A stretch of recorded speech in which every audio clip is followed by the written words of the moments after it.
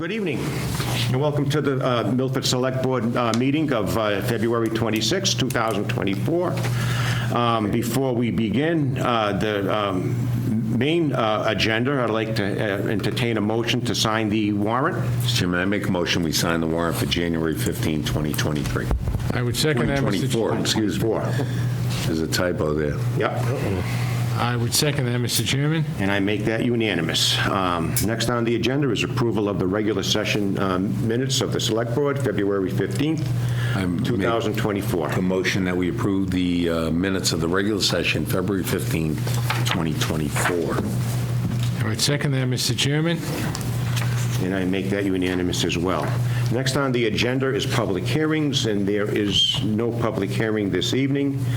Our scheduled appointments is coming up, and we have the Human Resource Director, Kristen, and also Peter Filosa, who is a member of the Insurance Committee, and they're going to discuss their rates, and it's pretty challenging, I guess, in today's day and age to discuss our rates, especially negotiating with insurance companies, especially with the deal with medical and also the prescription drugs, and also the amount of time that it's actually used, you know what I mean? So, and again, we appreciate everything you do and the committee does to keep our rates that are affordable, and we appreciate that. So you both have the floor if you can.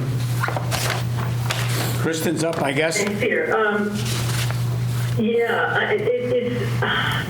Municipalities are not the entity that Blue Cross likes to deal with. They don't like to negotiate at all. But we did start our broker started off by doing a lot of calculations. He got the utilization report. We looked at the trends. He did lots of math and came up with a figure that was, of course, substantially lower than what Blue Cross initially came out with. They were at 11.4%. Which is crazy. We wanted 5.9 to begin with. Kind of didn't think we were going to get there anyway, but they came back with 8.4, and then we wiggled some more and got them down to 7.9. There are some things that we can't control. Obviously, utilization is what it is. Trends being what they are, but there are some outside forces that are very difficult to control in the market. Utilization, by outside people in emergency services and so forth. So I think the best we could do at the moment. He's hoping that we will do better next year, actually, thinking that we might even be taking on the chin a little bit for a point or so. But, it's hard to tell what goes on behind those doors at Blue Cross. But the bottom line is I think that was probably the best we were going to get. The dental is only up 2%, very, very small. None of the other ancillary benefits changed rates. And we did add one benefit, if you can call it that. It's the health savings account is only available to those folks who have the access plan, which is a high deductible plan. There's no cost. Well, I shouldn't say that. The cost to the employer organization is like $2.50 a month for those folks who take it. We only have 19 people on the plan, so even if everyone took it, it would be very, very small.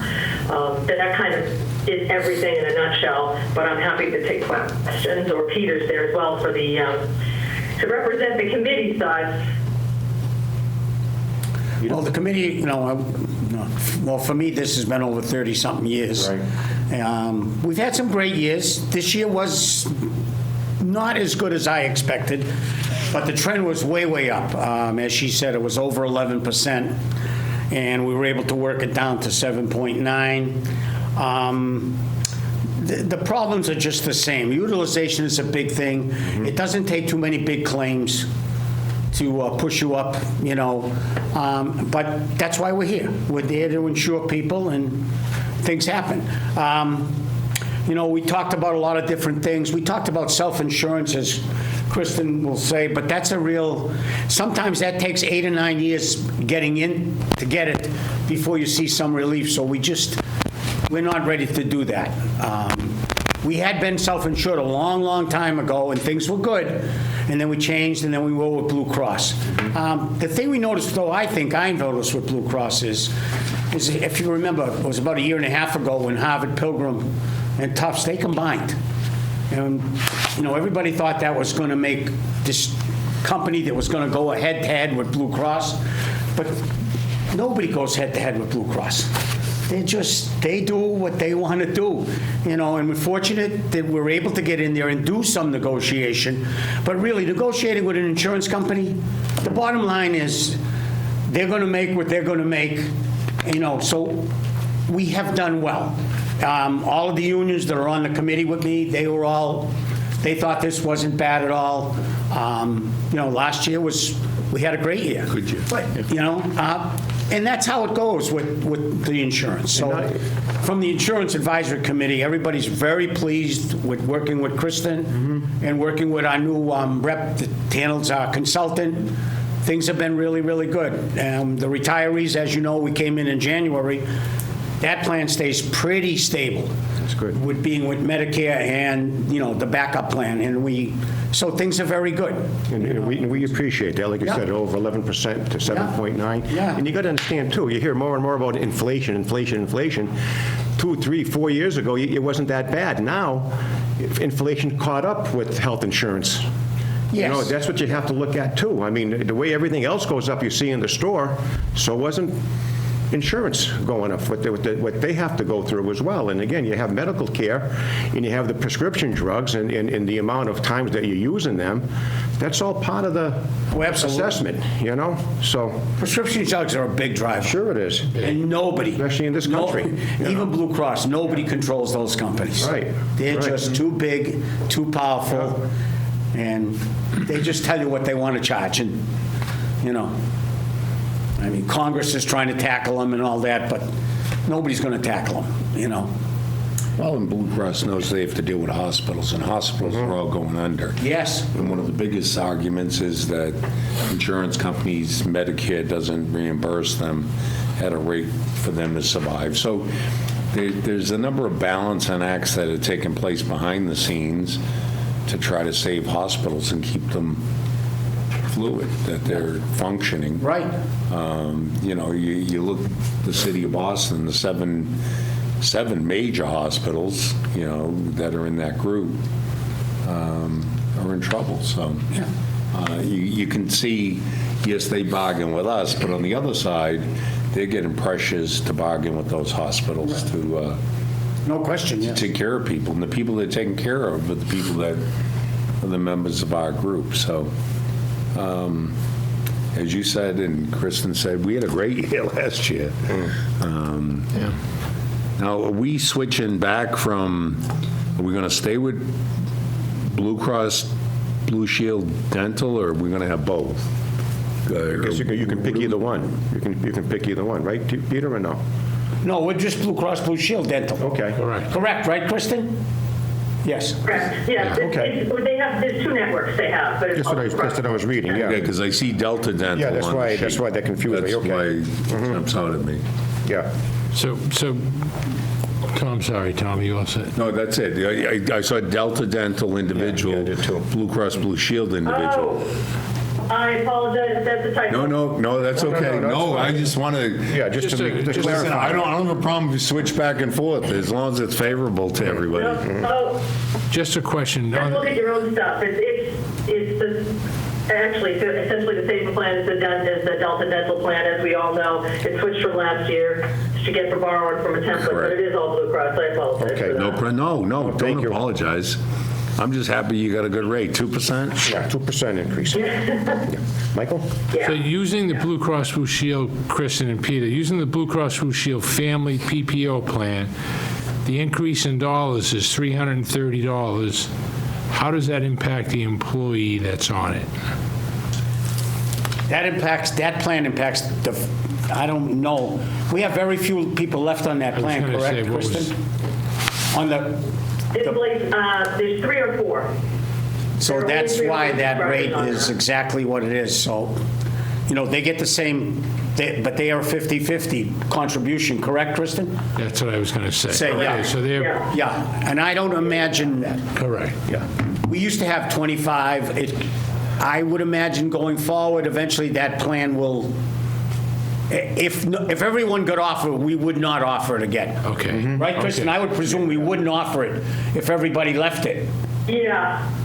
Yeah, they probably wouldn't even let you keep it. If Yeah, that was the right, case. yeah. In fact, the access plan, which is the high deductible plan, we thought we'd get 2 or 3 people, now we've got 19. I was just going to ask that question, Kristen, so flip it the other way around. What plan has the highest enrollment? The regular Blue HMO Cross. Blue New England. HMO. Okay. Definitely. Yeah. Okay, that's what I thought. Okay, thank you. You're welcome. Any other questions or concerns? If not, I'll entertain a motion to, they're seeking a vote to approve this, the 2024 rates that were voted upon by the Insurance Commission. Chairman, I make a motion that we accept the recommendations of the Insurance Commission and the HR Director. I would second that, Mr. And Chairman. I make that unanimous. Thanks so Thank you, much for the gentlemen. explanation. Thank It was you, very, Peter. very good. Thank you, very well Kristen. done. Have a Very good well night. done. Nice to see you, Peter. Take Good care. night, Chris. Peter. seeing you, gentlemen. You too, take care. And actually, nice to meet you. Next on the agenda is our fire chief, Mark Nelson.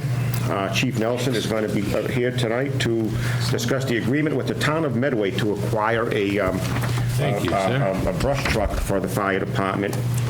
And we have the agreement here that we had a chance to look over when we picked up our packet. And Chief Nelson, like I said, it was explained here in the contract here. Do you have anything to add and to help us out with this? Sure. So we've been challenged by brush fires for many, many years. So it takes a toll on the equipment. Fire Chief Jeff Lynch contacted me and asked if the town wanted to have that truck for free. There's one stipulation that if we weren't going to use it anymore, we'd ask them if they wanted it back. Right, right. That's all. Now, the other thing I was going to ask, and I'm sure my other colleagues would ask too, is 29 years old. It is. It's a You know, and it's an as-is, according to the contract here. Are you concerned with that, or are you confident with this? For its use, I'm confident. It's a 1995. It's very similar to a truck we had in the past. Okay. It only has 10,500 miles. Oh, okay. And it's not a heavily used vehicle. So we feel it's safe. We'll put it, once, if you choose to approve or vote to approve, then we'll, take it to the shop and I have think them. the easiest have thing them to go say through there it. is It's a good picture. We think, well, that's So what this wasn't photoshopped, was it? No, I was so excited I put it in the fire station. So that's in good. Milford right there. Is it really already in the... One way to look at that is, So, Mr. Chairman, it's required a lot of maintenance, give it back. That's what I'll ask them if That's they what you want. can do, too. Yeah. Right, But right. it's If it was the Photoshop, there'd be a bunch of burning trees behind it. So, listen, It's four-wheel drive, it carries water, it will certainly serve the purposes that we need. So, Very good. Good opportunity. I'll leave it a sign. They're giving you a truck that, if it runs for a month, Yeah, no, I understand, yeah. then you'd pay the It toll makes sense. fee and give it back to Medway. That's all. Thank you very much, it's If it yours. works for you, don't look a gift horse in the mouth. That's the reality. I make a motion that we approve the Gladly suggestion of second that. the fire chief to acquire this truck from And I take Medway, confidence in Chief Nelson to... and that to will make this provide assistance to them with it. Very good, thank you so much, and thanks to Town of Medway as well. Thank you. Thank you, Chief. Take care, thanks. Have a good night.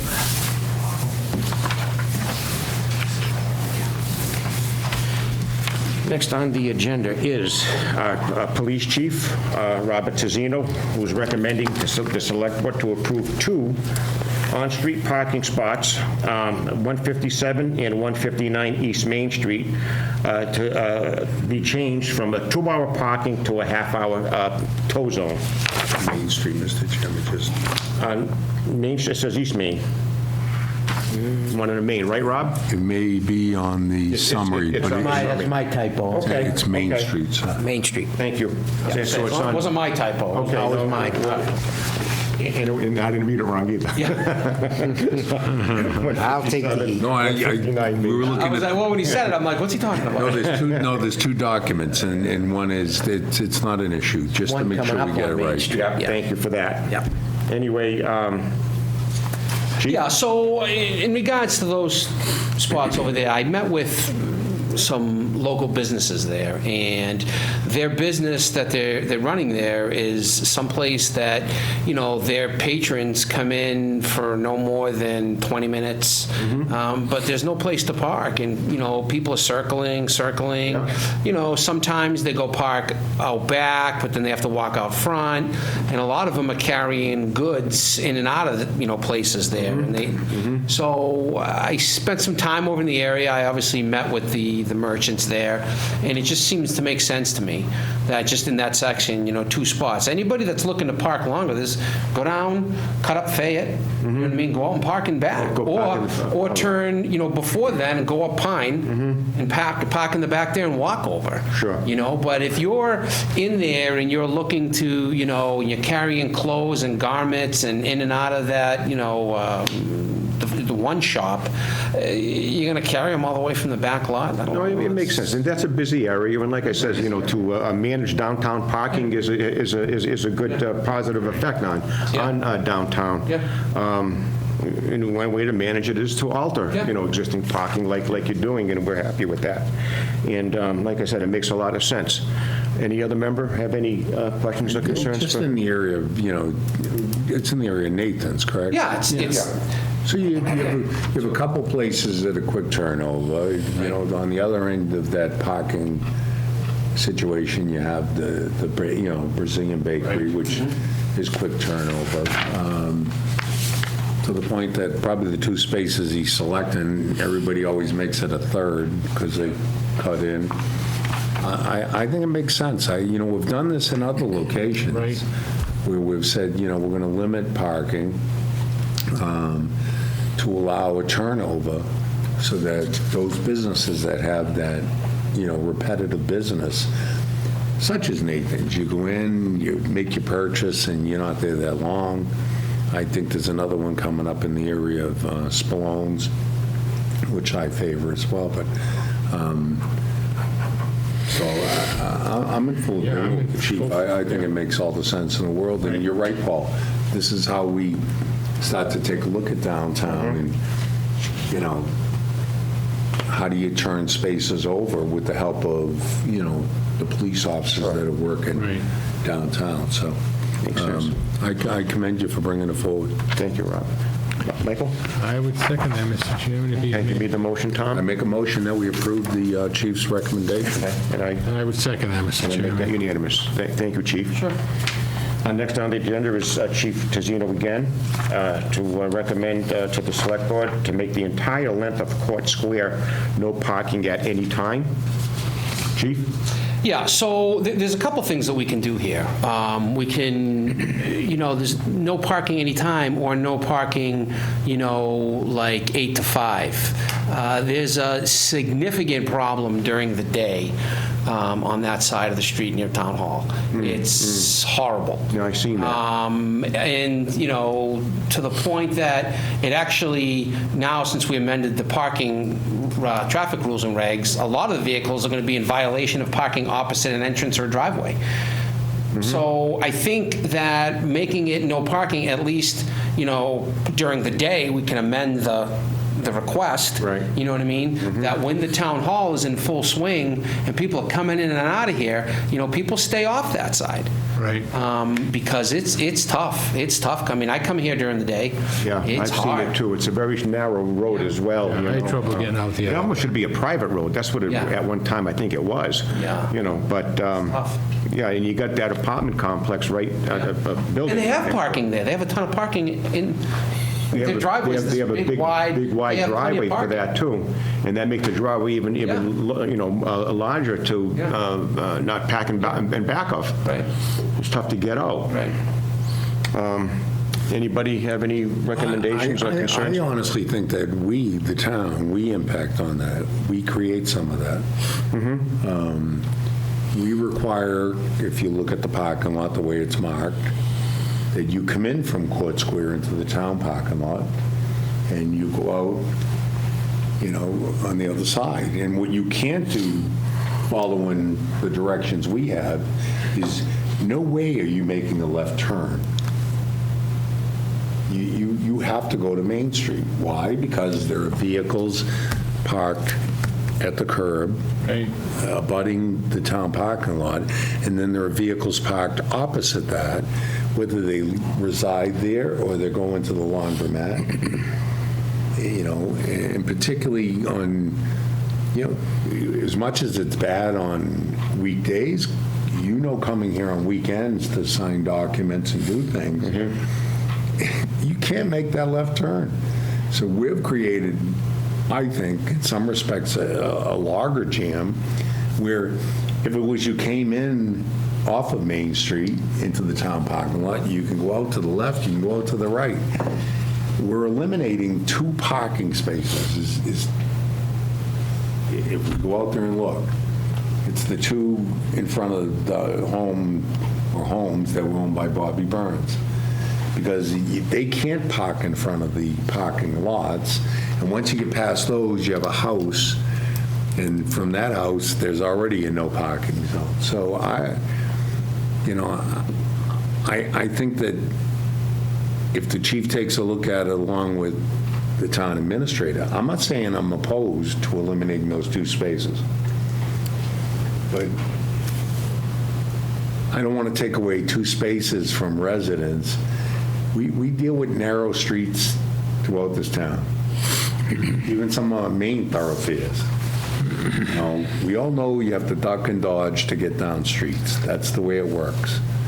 And that's the way it works in a lot of communities.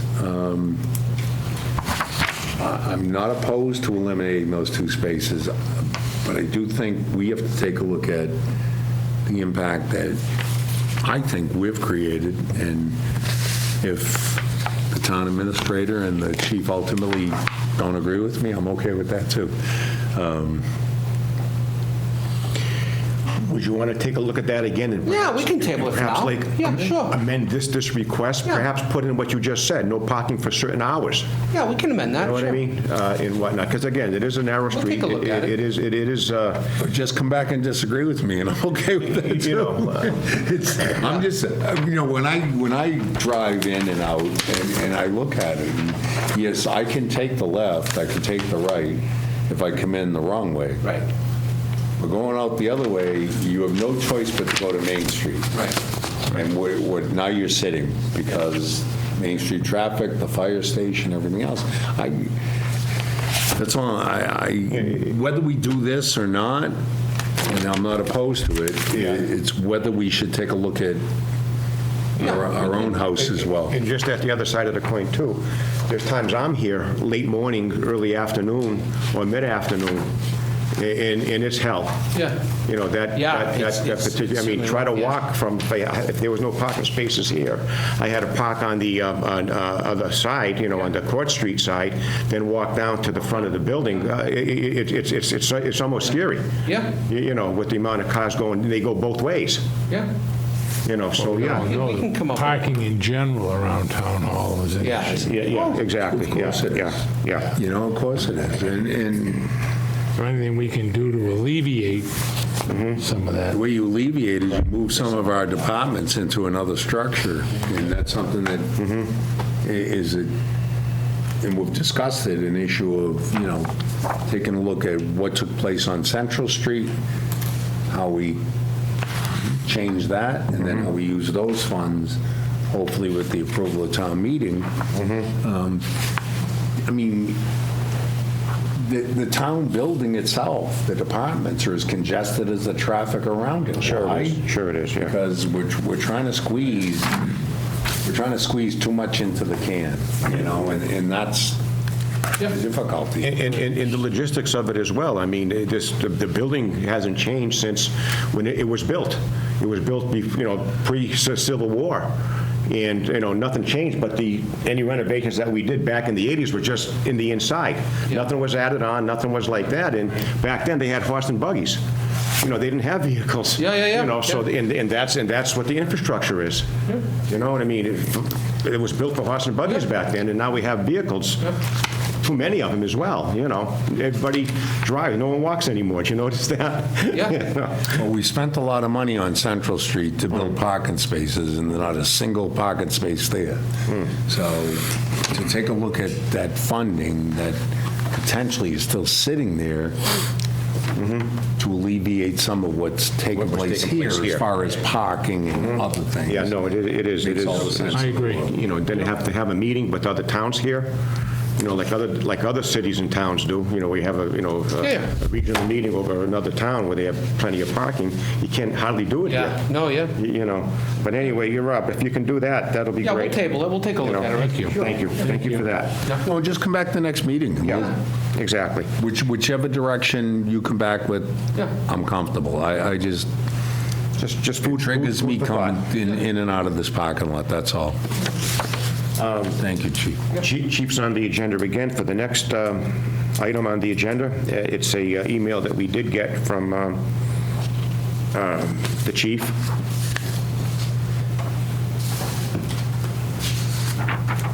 And it's, he wrote this to Mr. Valani. In an effort to address numerous concerns from citizens and business owners, we request that the Milford Select Board approve the following parking changes on Main Street. Is this the one I had? Yep. That's right, yeah. Yes, sir. Parking changes I don't know which one you mean. there's so many Main Street in parking Yeah. changes. The first three parking spaces are just after the marked handicap space on the front of 89 Main Street, which should be posted 1/2 hour parking only tow zone between the hours of 9 a.m. to 5 p.m. On the opposite side of Main Street, in the front number of 104 Main Street to 88 Main Street, the parking should be posted 1/2 hour parking only tow zone between the hours of 9 and 5 p.m., 9 a.m. to 5 p.m. I look forward to discussing this and needed changes. Chief? So this is actually, you know, I think this is just a ground ball. So let me tell you what's going on in that section. So you have, first of all, coming from Spring Street, heading on Main Street, from Spring Street, heading down to Sacred Heart, okay? On the right side of the road, as you're heading to Sacred Heart, on Main Street at Spring. You have two markets there before you even get to Spalone's. You have two markets, and they're boom, boom, boom. They're both thriving markets, and there's a little like delicatessen next to it, okay? They serve the Ecuadorian community. They're always busy. And again, so for people to run into like a convenience store, they got to park way down the street or way out back, come around, get something, go all the way back to the car when it's a boom, boom, boom, boom, boom, boom. And the same thing with Spalone's, right? You're in, you're out of Spalone's, you're in, you're out. Same thing, loading up your car with your clothes and stuff like that. right. So that's quick. On the opposite side, you're serving those same businesses. That's why I said the two spaces. The two spaces beyond the handicap space, the problem is you're getting bleed over from them, and they're hindering the handicap spot, okay? We have somebody who literally parks there and racks up thousands of dollars in parking tickets. They pay them because they say, guess what? $25 isn't that much to pay for parking. Well, okay, but you're not being considerate of what's going on in that area of town. Okay? So that's why I recommend that we change it for the hours of day. Now, to answer the question of the restaurant that's open at night, well, that's why it's going to end at 5 o'clock at night. Do you know what I'm saying? makes sense, yeah, I was Right, thinking the of that. restaurant's not open. That restaurant is at 89? Yeah. Yeah, that's not open during the day. You know what I mean? So by the time people come in for dinner and show up later on. Yeah, they can park there. They can park there. Right. Right, and we're only talking about two spaces on that side, but they'll also be able to park across the street where, you know, in front of those two markets and stuff there to go across the street to that restaurant. So you're not stifling the restaurant at all, but what you're doing is you're keeping it vibrant and open in that whole area, because you literally have 4 businesses, I'm sorry, that work on a customer base that they're in and they're out, they're in and they're out, they're in and they're out. Right. And people who park there long-term for 2 hours, it just gums up the works. So I think making it during the day hours and stuff like that, I think it just makes the most sense. Sure it does. Tom or Mike?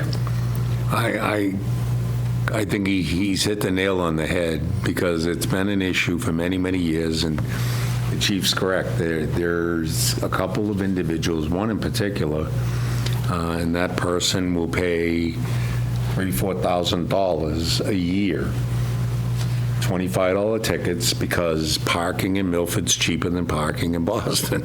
And it's, and he and I both know, and the town administrator will know who we're speaking about without naming them, but they're not doing anything, well, they're doing something illegal because they're parking illegally, but they pay the fines. So they're paying the offenses. Right. But other people are being Yeah, it just affected by doesn't it. It impacts on the businesses in that area immensely. So I would recommend not only 2 spaces on each side of the street. I think you said 2 on each side? No, it's Chief? 2 in front of the handicap spot. It's the whole side of Spring all the way down to 88. 88. Yeah, the only thing I'd ask is one of those spaces from Spring down towards Spalone's, that you make one of those a handicap. You have one on that side of the street, to put one on the other side of the street Yeah, that's easy to enough. accommodate people. Yeah, I would agree. That's the only thing I'd ask. Right, yeah. And It's easy enough. And I ask that from personal experience, because trying to navigate Yeah, across Main Street, Yeah. especially on a Saturday, it's hard to do. yeah, I don't move as fast as I used to, so, and I think I You're not tied, the only person, you know I what I think mean? I tied There's a lot traffic of- up, yeah. and I think others would appreciate it. I'm in favor of everything the chief is saying. I think it's going to cause those individuals that now they're faced with having their vehicle towed, Yeah. to relocate your vehicle, to another space where it's not impacting as much on downtown business. And again, this is how do we keep businesses downtown? How do we keep them thriving? Provide them with parking. Is Yeah. turnover of parking. So I make a motion that we approve the chief's recommendation with that added provision that he have the number of spaces on one side, both sides of the streets as he dedicated, and one on the Spring Street side. Spring Street side, down towards Spalone's, that would be a handicap space.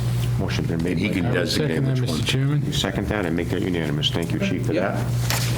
that. Next on the agenda is the chief again to discuss a mutual aid agreement from the Central Massachusetts Law Enforcement Council. And he's recommending that we participate in this organization as well. Like I suppose I've been looking it up, Chief.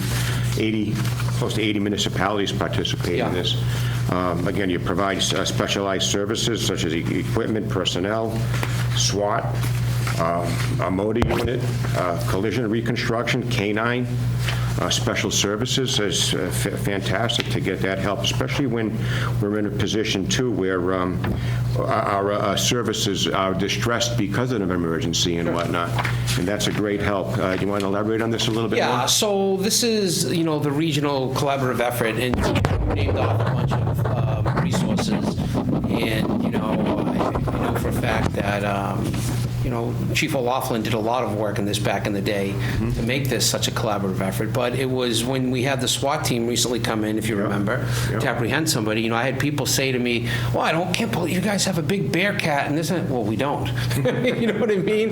But one phone call and it was here very fast. That's something. And the support services that came, the command vehicle, Safe. and they all came in town, and we were able to, like I say again, when people talk about this crime spike, well, no, that's not true, but we were able to wrap this all up in a 2-week period. Nobody got hurt, and, no officers, no civilians, no alleged perpetrators, nobody got hurt. Right. And it's because we have access to these resources. So, and it's not just that, it's the thing like the motorcycle unit. Well, a lot of people don't realize that, we, July 4th, at night, we have, somewhere in excess of 25 to 30 police motorcycles in here. And people say, oh, I can't believe you have that many motorcycles. Yeah. We don't. We have 2. But our 2 are part of this bigger group, and that's what they do. Help each other out. Yeah, so we lean on this group quite a bit. Yeah. Especially in accident recon, right? God forbid, when there's a serious accident, we call recon in, and they come in, they do all this work, and they provide not only answers as to what happened, but they provide information for good prosecutable cases. So it's important for us to, this is nothing new, we're just remaining part of this organization. right, exactly. You know what I mean? Yeah, and you want to continue it. Right, yeah, this is something, This will be- I believe that, Chief O'Loughlin started, and we're just continuing it. The head of the organization, the Mass Chiefs, they kind of refreshed it, if you will. I know our legal counsel looked it over and had no issues. Yeah. And there were no issues with, no differences from the prior contract. It was just kind of refreshing things and writing it out. So. Sure. It's to catch up with us old guys that left. You know? I was talking to the chief the other day. This agreement, it's policing we learned from the fire departments. They share resources, they have it down to a science. Yeah. And this is how we started to build it, and then we looked at what are the needs that we have, what are the things we can share, and that's where you get the various groupings of things. One of the most essential things there, so from a legal perspective on the mutual aid, and you see in there is, if I'm a police officer in Milford and I cross the line, or I'm following a vehicle that crosses the line, and I don't yet have an arrestable offense, I have no jurisdiction. I don't have any authority. But if I pick up the radio and I communicate to my dispatch, communicate to the other town's dispatch, and the supervisor there says, yes, pull him over, I'm blessed with authority under this agreement. Yeah, that's fantastic. And there's case law out there that otherwise you don't have it. And that includes not just motor vehicle stuff, drug investigations, gun investigations. It's a multitude of things. It's an invaluable resource, for the police department without a question. The agreement itself, as I said, is what they're doing is, this was last signed, I want to say, my God, it's got to be probably 15 years ago, if not more. All of that. For my time. And then it was only the cities and towns in Worcester County, so the 54. And since then, others have been added individually, neighboring us that are outside of Worcester County.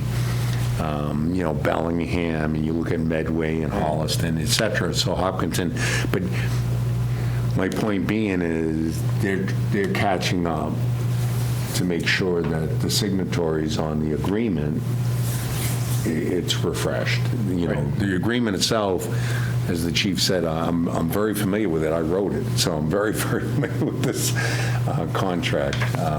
And I would recommend the board, all we're doing is, again, just saying we agree to continue. We want to continue this service. In this, Participate. in this vein, because it's valuable to us. Now, as much as the chief said, we get motorcycles and we get other resources, we provide resources as well. Sure you do. Yeah, it's part of the So game. We Yeah. have accident reconstructionists. We have people that are on each of these different units. Right.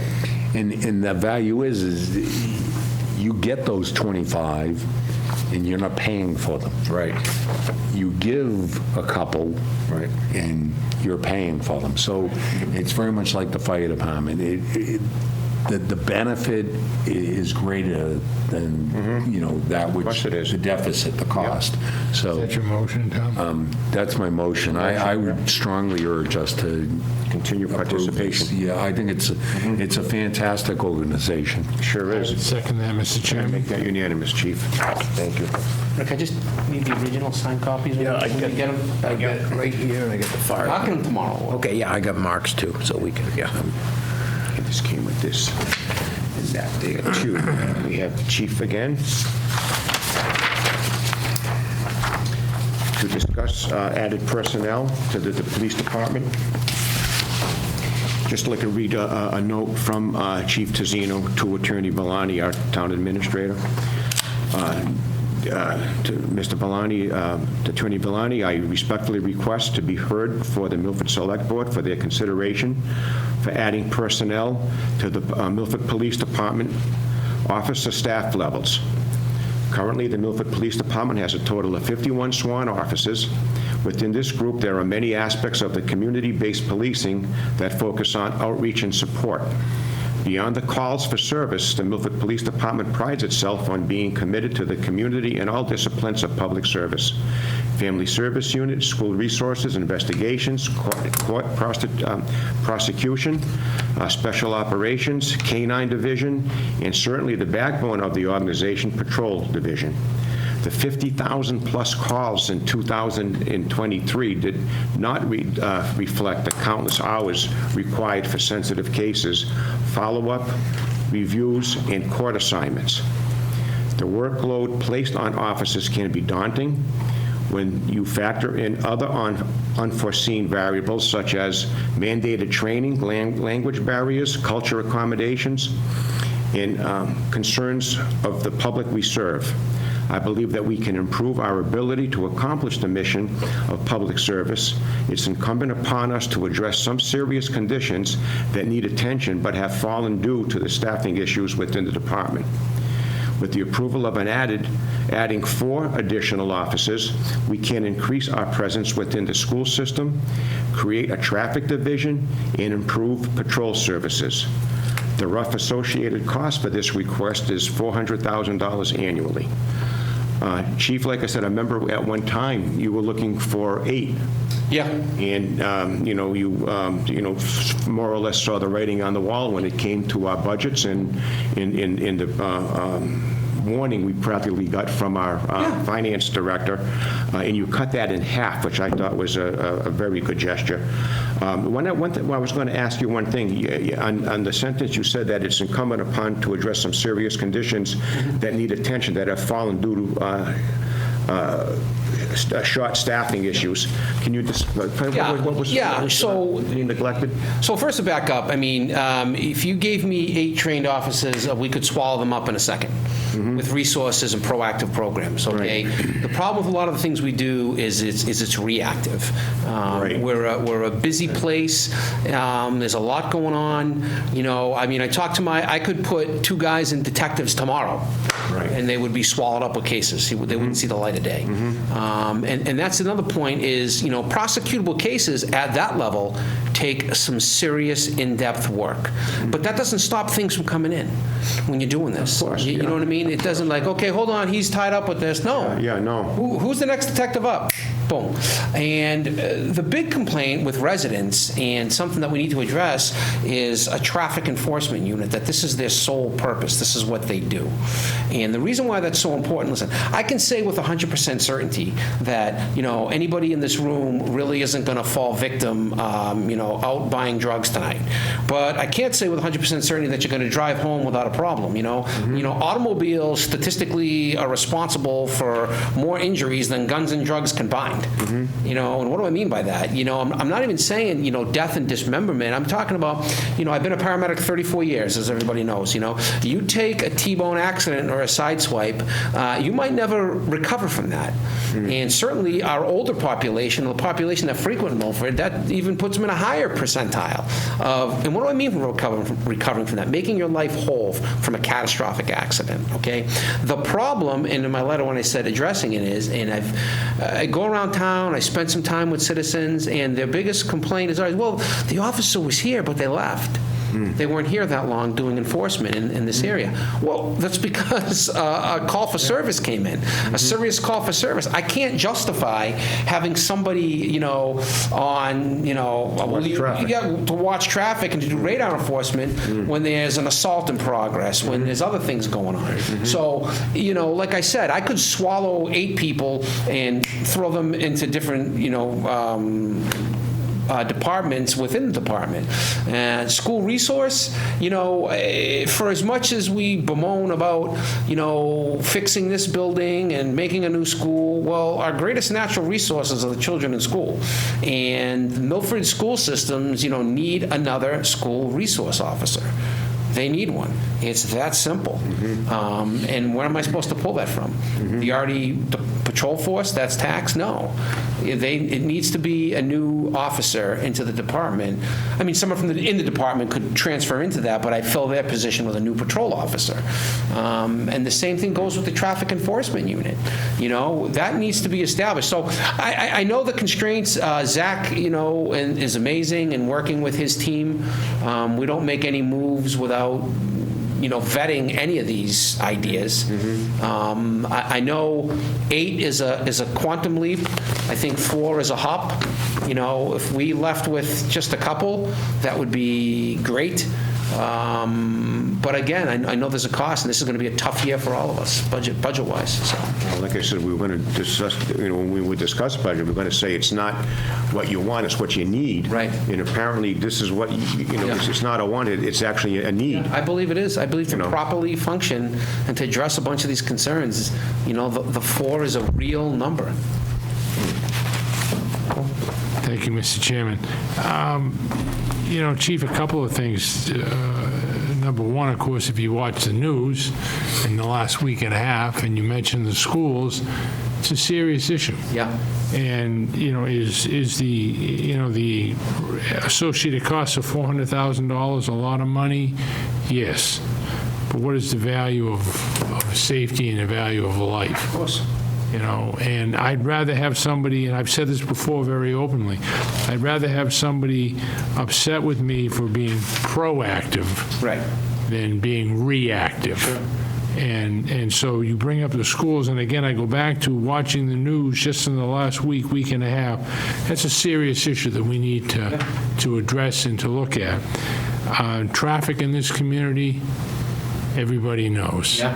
I would ask the question, and I know you won't have the answer, I don't expect you, but one thing that I will say is that if we do, in fact, start to enforce some of our traffic concerns and some of our parking concerns, as we all know, that's going to generate, not that we're looking to generate income, but it's going to generate income, which will also, be a plus as well. So it won't be a total cost to the taxpayers, but it will. Yeah, there's always going to be a burden there. And the money that comes from the stuff goes into general fund. The police department doesn't get that money. Right. It goes to general fund, and that's not a money-making initiative. Right. The problem, though, you have, obviously there's motor vehicle moving infractions, but this unit, would also enforce these parking that is through town. People make light of it. 2 vehicles parked next to each other, you can't get down the street. Well, when you're home choking and the ambulance and the police can't get there, it's a big deal. It's a deal. Right. It's a real big deal. For sure. Right, absolutely. So That's why I say it's a double, yeah. my goal is to address these things moving forward. And certainly, if we can't do them now, it's important to just bring them before the board, to have an open discussion about things that we can do down the future, down the road. Right. That's basically where I'm at with that. But I think the way to look at that, real quick, Mr. Chairman, if I can, Chief, is, we either address it or we don't address it. Right. Yeah. It's one or the other. Right. No, I know. You originally came in with a request for 8. Yeah. Now you've come back and said, you know what, I'll figure a way to do it with 4. Yeah. And, with now 2, no, that's, these are legitimate situations that are going on in our community. And, you as the police chief and, the 3 of us as the Board of Selectmen have a responsibility to the taxpayers and the citizens of this community to give them the ability to get around safely and to be safe. Absolutely. In this community. And I think this is, it's 400,000 is a lot of money. But again, I go back to, It's good use. how do you put a value on safety, on your own safety? And to your point, Chief, or to former Chief O'Laughlin, the selectman always says, something isn't important until your house is on fire. And here's an example. Maybe you don't think this is important until someone's breaking into your house. Yeah, and it's you do your best you can with traffic enforcement. You really do, and the men and women in the police department, do a great job. But the numbers just don't. It's hard. It's hard to be in these locations long enough to make a difference. Especially when you're the person who gets T-boned from someone running a stop sign. How do you get that time back in your life? You don't. Yeah. And I think also, real quick, and if I could, only because you just made me think of something, that serious incident that we had up on West Street, Yep. and then you had the robbery at the convenience store, and then to top the matter off was a gentleman that walked into the police station and they needed an interpreter. Yeah. And There's a lot going on. Yeah, and you're like, Yeah. How do you do it? but you got to service the community. Yeah, I was actually answering, myself and, Deb Sanquioni were actually answering calls that night in the lot over here, because we didn't have any officers, so we cleared over there, and him and I took a call for disturbance in one of the lots behind Jefferson Street. We just don't have enough people. Just like the fight that took place on Central Street. Right. We only had 4 officers on detail at that time. Yeah. Right. Overwhelming. To me, it's a no-brainer, Mr. Chairman. Tom? I think he's right, but I also appreciate the fact that he's willing to put things on the table and we balance them at a point when we can do them. As you know, we have a proposal from the fire department that deals with staffing with very, very similar safety arguments. So I think, in my mind, as much as, listen, I was the chief when we reduced the department in tough times by 4 positions. I mean, I was down to 42 from 46, and they're at 51 today. And I think, without a question, they're doing fantastic work.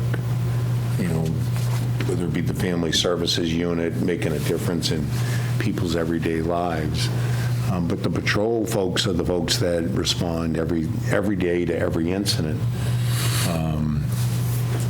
So it's not, I support the proposal. It's a matter of how do I take this proposal and other public safety proposals and insert them into whatever the numbers are going to be. We still don't know what our numbers are going to look like, particularly at the state level. Funding has been reappropriated in other directions. So do I think they need more staffing? Yes, I do. Do I think that we can make a decision tonight and just say, yes, we're going to go and fight for that money? Me personally, I'm uncomfortable saying that to the chief because I don't want him ending up disappointed. Going down the road, yeah. I don't know what the numbers are going to look like. And just watching the news and where budgets are in the state, they're not bringing in the funds they thought they would. Not by any stretch of the imagination. Their so-called millionaires tax has been a bust because all the millionaires left Massachusetts, so they're not paying in Massachusetts. So that didn't work out so well. But you can take that and you can take the state law, and we should follow the state law that says that we're going to house people and we're going to take care of them. But, and there's the big but, the big question mark is, you're talking millions, hundreds of millions. And where's our hundreds reimbursement? of millions. Exactly, yeah. So Right. that's coming from somewhere, and my concern is it may very well come from local aid. So I do suggest, Tom, So I think the chief, excuse me, Paul. It's okay. I apologize. Yeah, thank you. I think the chief should take a look and plan, as should the fire chief, you plan 2 budgets. Here's where I am today, and here's what I'd like to see. It's not such a demarcation that you can't just put it together.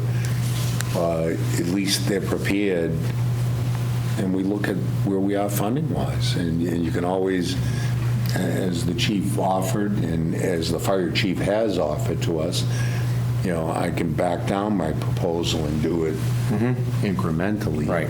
But, so I appreciate everything was presented today, it's by no means is it foreign to me, so it's kind of like a slow, underhanded pitch for me. But I think you nailed the biggest concern in any community is what? Traffic. Oh, huge. Traffic. You can go to the most dangerous cities and towns, and you go to community meetings, and they want to talk to you about traffic. I think that's because, to your point, I think it's because the one thing that affects everybody. You know, whether it's the parking. I mean, the phone calls that I've got since we implemented the parking, you can't park opposite a driveway, the people are just so happy that we're going to be able to address that. Yeah. And we're trying to get the campaign out there as an We're doing information. a little at a time. Yeah, just Eventually, get the we'll information out there. we'll Get do the what we information can. out there. Right. You know what I mean? And But be at least- considerate, yeah. Yeah, so, you know, and I think that was huge for us. And I think tonight was more, you know, and I worked with the town administrator and Zach, obviously, who, like I said, always very helpful, is just to put it out there as an awareness and where we're at and things we can do. And like you say, Forward. and you can hear from us, we're all in favor of it. Yeah. Depending on what we have for funds. I couldn't agree more. You know? Yep. Sounds good. Okay. Thanks, Chief. Yep. Thank you. Is that it finally? Am I done now? You're all done. You're all done, hopefully. After throwing you out. Yeah. You don't have to throw it out. I'm going to run out of here. You know? Unless you want to do the fireworks. See, yeah, no. What am I going to do with it? I'll see you Yeah. later. Catch up with you. Take care. Yeah, I'll see you later. I'll get an original one. Okay. Town Administrator's report? Yes, just one brief item tonight. I just want to remind people that the early voting for the March 5th presidential primary is ongoing. There are 4 dates remaining. Tomorrow, 9 a.m. to 4:30 p.m., Wednesday, 9 a.m. to 6 p.m., Thursday, 9 a.m. to 4:30 p.m., and Friday, March 1st, 8:30 to 11:30 a.m. So it will be at the Upper Town Hall. If you have any questions, you can call the town clerk's office. That's all I have tonight, Mr. Okay. Chairman. Thank you, Rick. Old business. I do not have any, Mr. Chairman. Michael? Ricky, I'm going to mention the tour that we took under old business because I don't think it's new business because you appointed me several meetings ago as the comprehensive plan representative for the Select Board. So on Friday, February 13th, I and the planning board, longtime planning board member and chairman, Joseph Calagione, met with 10 staff members of the Metropolitan Area Planning Council, who are the consultants that we hired to do our next comprehensive plan. Last plan that was done was 2003. And we met at the Senior Center at 10 o'clock in the morning, again with the 10 other members, staff members of the Planning Council. And we went through town. We went through residential areas, commercial areas, our industrial parks, through all our medical centers that we have throughout town, just for them to get a feeling of what Milford is and, you know, what direction we'd like to go in as well, so they could help us with this comprehensive plan. Again, as we know, it's going to cost $163,000, but if you remember, we got $60,000 as a grant for the technical assistance program, so it's going to be approximately $103,000 for this plan. It's going to take, you know, quite some time. We have a meeting coming up with the Comprehensive Plan Council in beginning of March, and we'll get more work done there. One of the things, Rick, places that we went by that they were concerned about, that I think I have some answers for, is the Archer Rubber property, and to see, you know, where that's going, because they had some records that it was, you know, demolished in 2017, and they want to know where we go from there.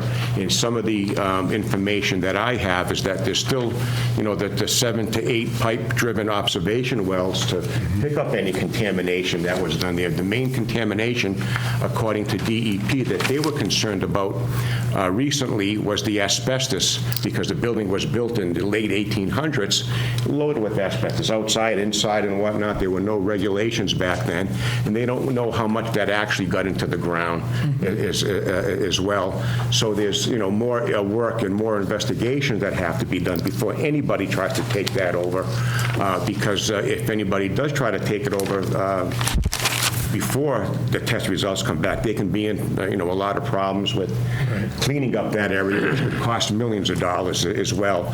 So any plans that they have for that is on hold until more test results come back as well.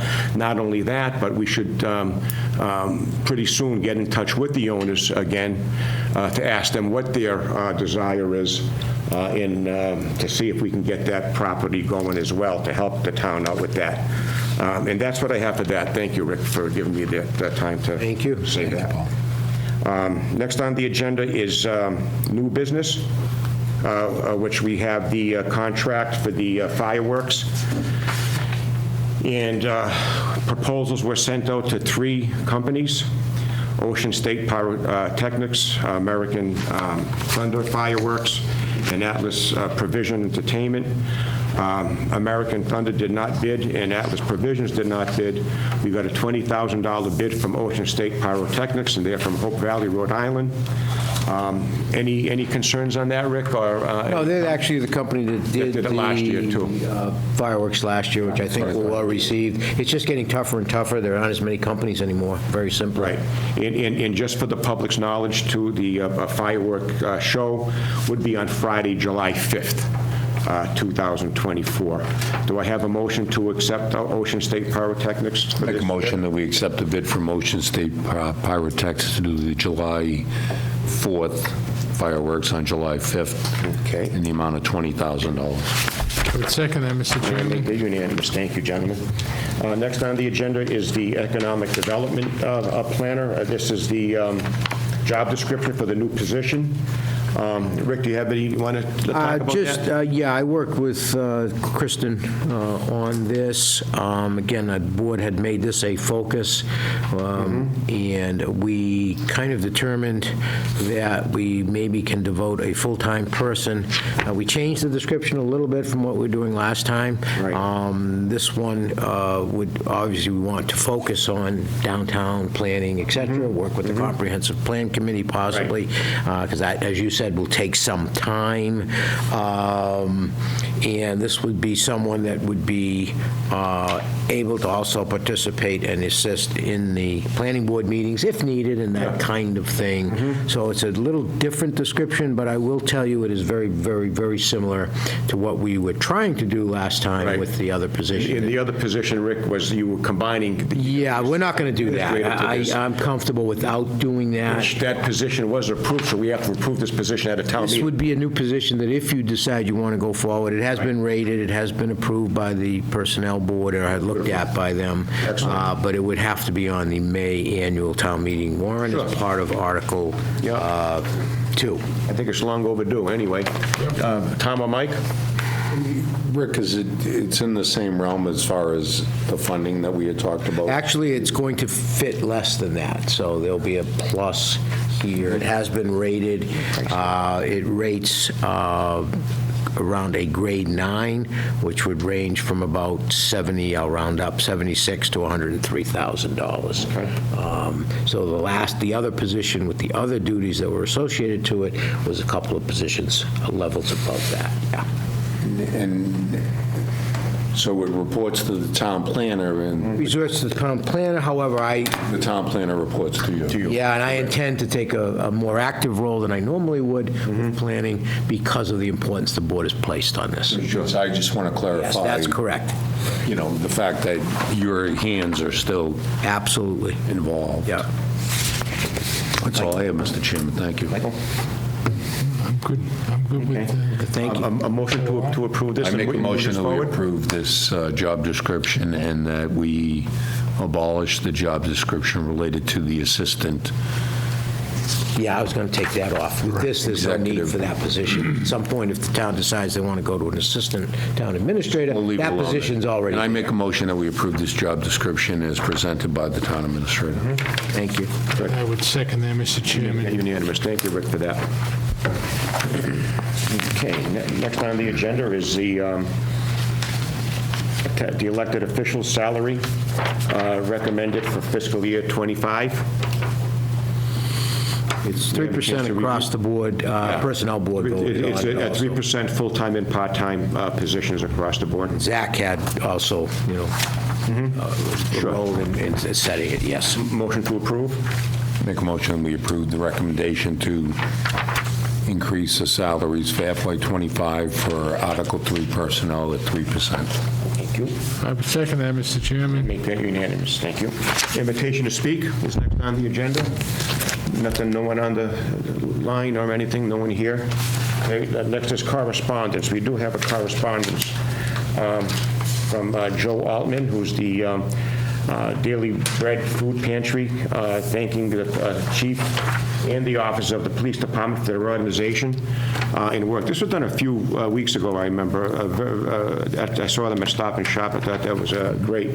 But it's a letter from Joe Altman from the Daily Bread Food Pantry to Chief Tazzino. On behalf of the Daily Bread Food Pantry, I want to personally thank you and all who organized facilitated the police food drive at Shaw's and Stop and Shop supermarkets on February 17th, 2024.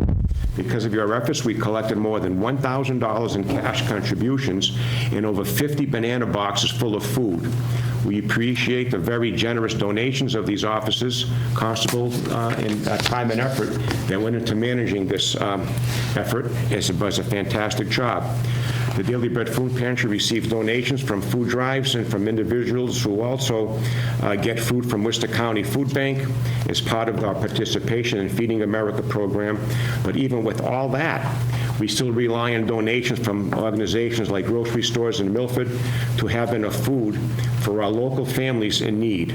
The Daily Bread Food Pantry is a charitable organization, and they serve more than 300 families in the towns of Milford, Hopedale, and Upton. And much of the food that was donated also is distributed to many of those needy families. And he really appreciates the efforts of those who are actively involved. And he mentions the officers such as Sergeant Joseph Francesconi for organizing the event, Officer Bailey Laughlin, Officer Anthony Bavosi, Traffic Constable Larry Lothar, Officer Justin Curvis, Officer Patrick Daly, and Traffic Constable Amanda Green. And again, this is something that our public safety people, such as our police department, go above and beyond their daily mandated responsibilities that they have, and they volunteer their time. It's not that they were getting paid extra for this. No, they've done this many years. You know, they actually volunteer their time to keep helping the residents of Milford and our guests as well. Anyway, thank you for the letter, Joe, and a great thank you to those who participated into the Milford Police Department as well. And it's just clarification, Amanda Gresham, Big Joe Gresham's daughter. Oh, yeah. Oh, okay. That's who. Yeah, okay, very good. So Very good. I'm glad she's involved a as traffic well. constable, but she's also a dispatcher. That's excellent. Excellent. Thank you so much. You can give her and Big Joe a plug. Anyway,